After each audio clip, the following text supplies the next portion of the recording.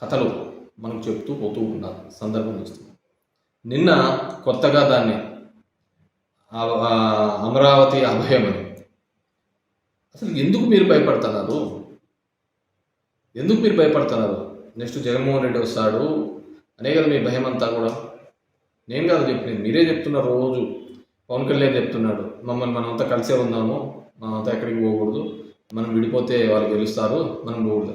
ఈ విడిపోవాలా ఉండాలా, జనంకి ఏదైనా మేలు చేస్తే మీరు కలిసి ఉన్నా విడిపోయినా ఏదైనా మేలు చేస్తే గెలుస్తారు, మేలు చేయకపోతే ఓడిపోతారు. దానికి విడిపోవాల్సిన అవసరం లేదు, కలిసి ఉండాల్సిన అవసరం లేదు. ప్రజలకు మేలు చేస్తే అక్కడ టెండర్లు పాల్గొన్న కంపెనీ నాలుగే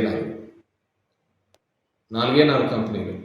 ఒకదానికి వీళ్ళలో ఉన్నవాడే ఒకడు L1 వేస్తాడు, మళ్ళీ L2 వేస్తాడు, L3 వేస్తాడు. ఇంకో దానికి వచ్చాకల్లా ఇంకోటి L1, ఇంకో L2, L3. ఇదే 4 కంపెనీలకు. మీరు చూడండి ఏ విధంగా దోపిడీ జరుగుతుందో, ఏ విధంగా అన్యాయం జరుగుతుందో. ఆ ప్రాంతంలో ఉన్న టెండర్లలో గవర్నమెంట్ ఇచ్చినది.